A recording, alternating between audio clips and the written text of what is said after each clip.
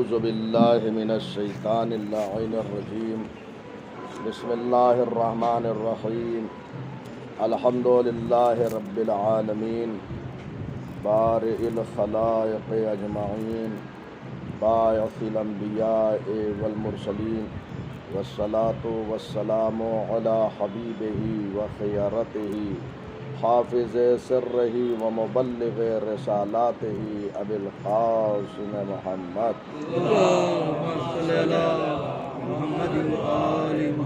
وآلہ الطیبین الطاہرین المعصومین المظلومین لا سیما بقیت اللہ فی الارضین روحی وارواح العالمین لتراب مقدمہ الفداء واللعن الدائم على أعدائهم أجمعين من يومنا هذا إلى قيام يوم الدين أما بعد فقد قال علي عليه السلام من رضي عن نفسه كسر الساخط عليه والصدقة دواء منجح وعمال العباد في عاجلهم نصب آیونہم فی آجالہم۔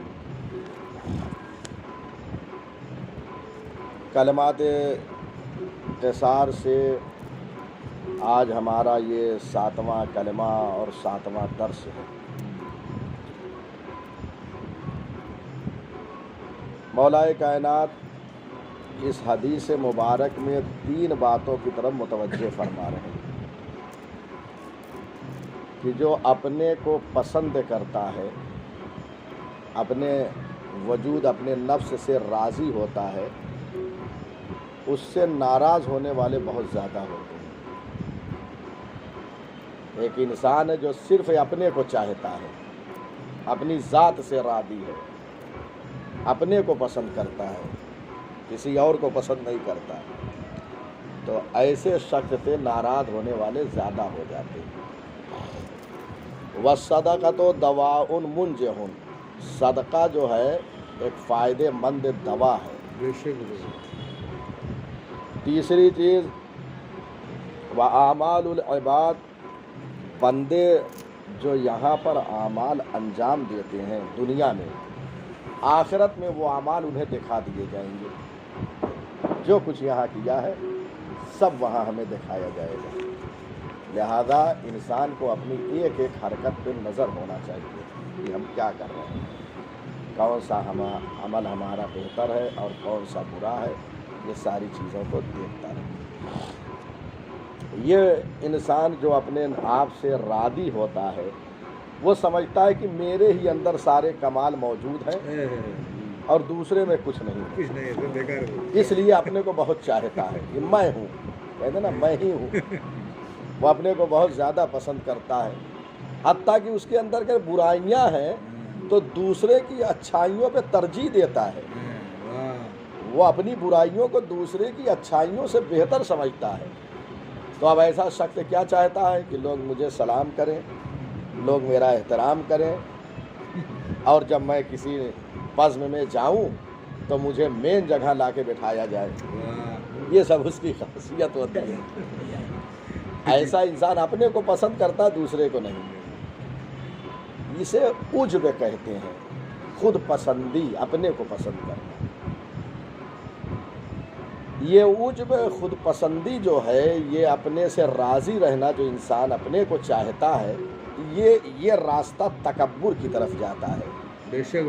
انسان جو ہے متکبر ہو جاتا ہے، اکڑ کر چلتا ہے، پھر کچھ نہیں دیکھتا، جبکہ اسلام نے تواضع کا درس دیا ہے، انکساری کا درس دیا ہے۔ لہٰذا اس سے بچے انسان، پرہیز کرے۔ یہ خود پسندی یہ ایک بیماری ہے، یہ اپنے کو چاہنا، اپنے کو پسند کرنا ایک بیماری ہے۔ اسے بیماری سے جو ہے تعبیر کیا گیا۔ اچھا، یہ بیماری پیدا کہاں سے ہوتی ہے یہ بھی تو دیکھنا۔ کہتے ہیں نادانی اور جہالت سے پیدا ہوتی ہے۔ ایک انسان جاہل ہے، نہیں سمجھتا ہے، اور وہ کیا کرتا ہے، اپنے کو سب سے بہتر سمجھتا ہے۔ اس کا علاج کیا ہے؟ اس کا علاج علم و معرفت ہے۔ جب انسان کو علم ہو جائے گا کہ اللہ کی ساری مخلوق ہے، میں سب سے کم تر ہوں، جب یہ کہے گا میں سب سے کمتر ہوں تو اللہ اسے بلند کر دے گا، لیکن یہ سمجھے گا میں سب سے بہتر ہوں تو یہ چیز اللہ کو پسند نہیں ہے۔ اور پیغمبر اکرم نے ایک حدیث مبارک میں یہ ارشاد فرمایا ہے کہ اگر کوئی گناہ نہ کرے تو یہ گناہ نہ کرنے سے اس سے بڑی چیز سے میں ڈرتا ہوں، یعنی ایک انسان گناہ نہیں کرتا لیکن گناہ نہ کرے تو ہو سکتا ہے وہ خود پسندی میں جو ہے مبتلا ہو جائے۔ حدیث مبارک لَوْ لَمْ تَذْنَبُوا لَخَشِیتُ عَلَیکُم مَا ہُوَ اکبر من ذَلِکَ الْعُجْبُ، اگر گناہ نہ کرو تو گناہ سے بڑھ کر ایک چیز ہے اس سے میں ڈرتا ہوں کہ کہیں تم اس میں نہ مبتلا ہو جائے، اور وہ کیا ہے؟ اپنے آپ سے راضی رہنا، یعنی یہ اپنے کو سب سے اونچا سمجھنا، اپنے سے راضی رہنا، یہ گناہ سے بڑا ہے۔ پیغمبر کہہ رہے ہیں کہ گناہ ہو سکتا نہ کرو لیکن اس سے بڑی ایک چیز ہے میں اس سے ڈرتا ہوں، اور فرما رہے ہیں لہذا انسان ڈرے۔ اچھا، اب یہ سب چیزیں جب ہوں گی تو ایسے انسان کے کیا دوست ہوں گے زیادہ؟ مولا فرماتے ہیں ناراض ایسے شخص سے لوگ ہوں گے۔ دوسری حدیثوں میں اور یہ اشارہ ہوا ہے ثمرۃ العجب البغضاء، اس کا پھل کیا ہے؟ جو اپنے کو پسند کرتا ہے، ہر چیز کا ایک پھل ہوتا ہے، جو اپنے کو پسند کرے اس کا پھل یہ ہے کہ لوگ اس کے دشمن ہو جائیں گے، وہ اس کو آتا ہوا دیکھیں گے تو راستہ لوگ بدل دیں گے، لہٰذا ایسی بیماری سے انسان پرہیز کرے۔ دوسرے صدقہ، صدقہ بہترین دوا ہے، صدقہ بہترین دوا ہے۔ ہم اپنے مریضوں کا جو علاج کریں صدقے کے ذریعے سے، اب وہ مریض چاہے جسمانی ہو، جسم میں کوئی بیماری ہو، یا روحانی، روح بیمار ہو جائے، دونوں کا علاج کس سے کرنا ہے؟ صدقے سے۔ ہم صرف جو ہے ہاسپٹل میں پیسے دیے چلے جا رہے ہیں اور ادھر غریبوں کو بھولے بیٹھے ہیں، صرف وہ معالجہ کافی نہیں ہے۔ دیکھیے دعائیں لوگوں کی چاہیے، یہ جب غریب کو آپ مستحق کو صدقہ دیں گے، اس کے دل سے جو دعا نکلے گی تو باب اجابت سے ٹکراتی ہے، اور اس کے بعد اس مریض کو شفا ملتی ہے۔ لہذا اگر کسی کے یہاں کوئی مریض ہے تو تنہا جو ہے ہاسپٹل میں پیسہ نہ دیتا جائے، ادھر بھی ذرا سا متوجہ ہونا چاہیے۔ معصوم کیا فرماتے ہیں، امام کیا فرماتے ہیں؟ بہترین دوا ہے۔ ایک روایت میں تو اس سے بڑھ کر کہا ہے انجہو، بہت زیادہ جو ہے یہ کامیاب دوا ہے۔ دنیا میں دیکھیے آپ، لوگ اپنی دواؤں کو وہ چیلنج کرنے کے لیے جگہ جگہ جاتے ہیں کہ بہترین دوا ہے، یہ زبان معصوم سے نکلا ہوا جملہ ہے، صدقہ سب سے بہترین دوا ہے۔ یہاں تک یہ بھی روایت ہے، صدقہ تو جو ہے پورے دنیا میں 25 بیماریوں کا ہی دوا ہے، 75 بیماریوں کا دوا صدقہ۔ یہاں تو 75 کیا، ساری روایتیں کہہ رہی ہے ہر بیماری کا، یہ روایتیں مطلق ہے۔ مطلق کا مطلب یہ کہ اس میں کوئی قید نہیں ہے، جسمانی بیماری، روحانی بیماری، چھوٹی بیماری، بڑی بیماری، ہر طرح کی بیماری اس میں شامل ہو گئی، کیونکہ معصومین علیہم السلام کبھی ایک چیز کو ایک حد تک بیان کرتے ہیں، جب وہ ہوم ورک لوگ پورا کر لیتے ہیں تو در سے آگے بڑھ جاتا ہے۔ اسی لیے آپ نے دیکھا ہوگا سورہ حمد جو 70 مرتبہ پڑھ لے، وہ اس کے ذریعے سے کیا ہے، مردے کو زندہ کیا جا سکتا ہے۔ پھر راوی نے جب تعجب کیا تو امام نے کہا اس سے کم، اس سے کم، حتیٰ کہ 1 مرتبہ پڑھ دے، کیونکہ پہلے یہ دیکھا جاتا ہے کہ اتنے باتوں کی صلاحیت ہے یا نہیں ہے۔ بہرحال یہ روایت جو ہے، اور صدقے کے بارے میں بے پناہ روایتیں ہیں، الا ماشاء اللہ۔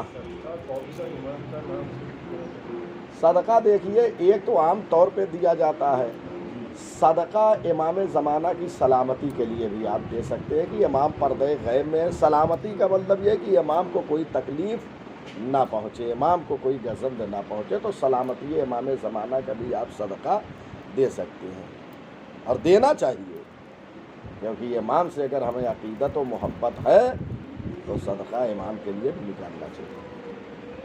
یہ صدقہ جو ہے جس کی بات ہو رہی ہے، صدقہ بعد علماء بزرگ نے اپنے شرح نہج البلاغہ میں لکھا ہے کہ صدقہ क़ुरबतन इल्लाह की नीयत से देना चाहिए। जो क़ुरबत की नीयत से दिया जाए वही सदका है। बेशक। अब वो चाहे वाजिब हो जैसे ज़कात है, चाहे मुस्तहब हो यानी अल्लाह की राह में खर्च करना हो, और अल्लाह की राह में खर्च करना हो चाहे इनफरादी तौर पर जैसे यतीमों को, बेवाओं को, किसी गरीब को, किसी यतीम को देना, ये सदका है।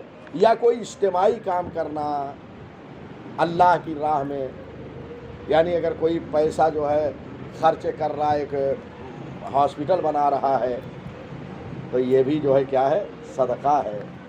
या कोई और एक चीज़ मुसाफिर खाना बनवा रहा है लोगों के लिए, मोमिनीन के लिए कि लोग यहाँ आए, ये सब सदक़े में है, ये सब जो है। और उसके बाद बेपनाह रिवायतें, ये तो दवा के लिए कहा गया है, इशारा कर दूं ताकि लोग जो परेशान हाल रहते हैं और तावीज़ की तलाश में मौली साहब से रहते हैं, उसकी तलाश में ना रहें।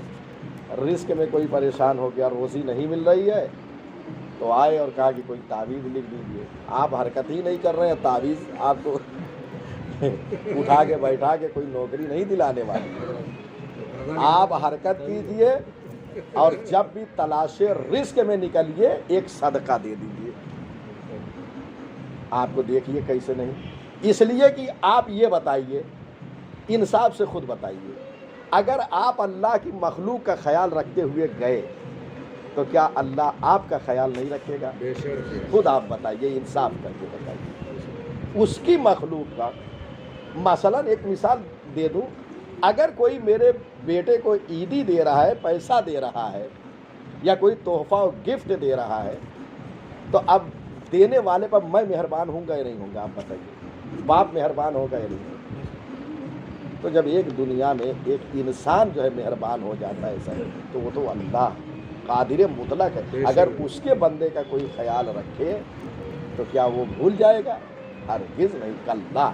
लिहाजा सदक़े के ज़रिए से जो है क्या करें आप, वो तलाशे रिस्क में जाए, इंशाअल्लाह रिस्क रोज़ी परवरदिगार मुहैया करेंगे। रहमत इलाही का नुज़ूल नहीं हो रहा है, सदका दीजिए।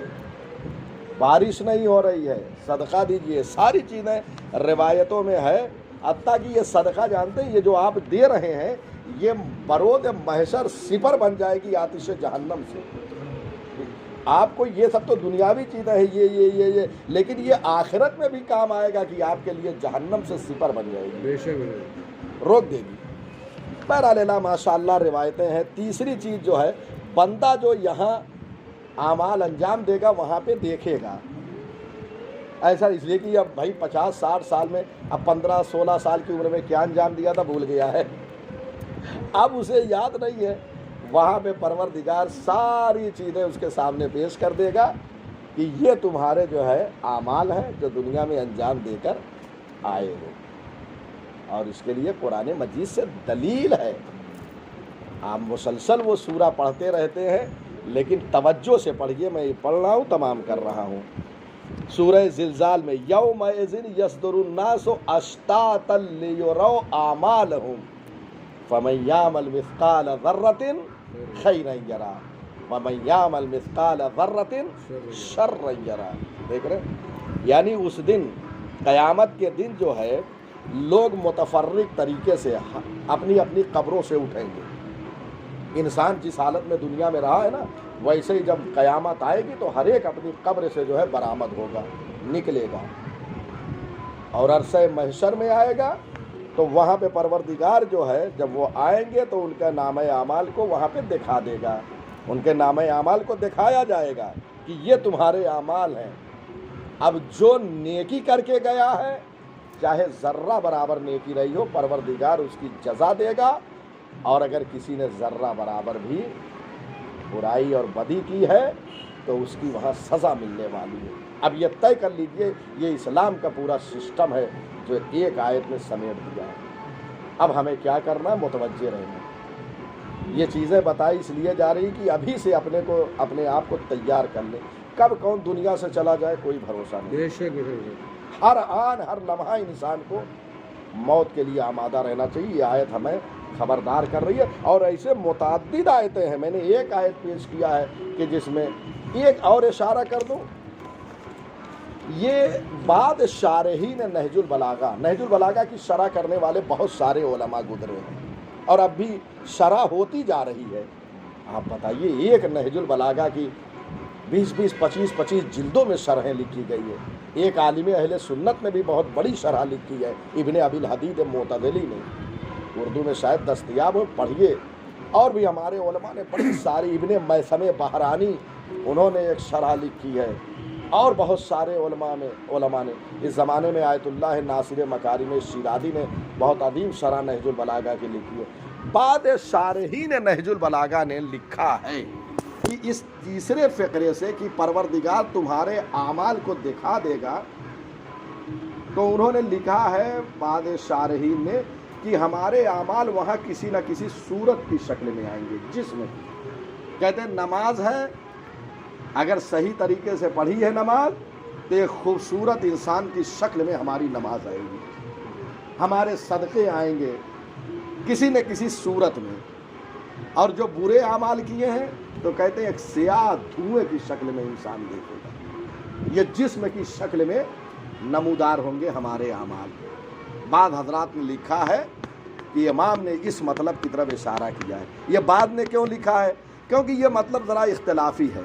بعض لوگوں نے یہ لکھا ہے کہ یہ اعمال جو ہے وہاں جسم کی صورت میں آئیں گے اور ان کی اپنی اپنی دلیلیں موجود ہیں. اور بعض کہتے ہیں نہیں، جسمانی صورت میں نہیں، نامہ اعمال دیا جائے گا، ان کی اپنی دلیلیں ہیں. بہرحال یہ ایک بہت طولانی موضوع ہے. کسی موقع پر انشاءاللہ اگر خداوند عالم نے زندگی دی، حیات دی، تو اس پر بہت طولانی گفتگو کرنے کی ضرورت ہے. یہ اسلام کا پورا ایک چیپٹر ہے جس پر تفصیل سے گفتگو کرنے کی ضرورت ہے. وآخر دعوانا ان الحمد للہ رب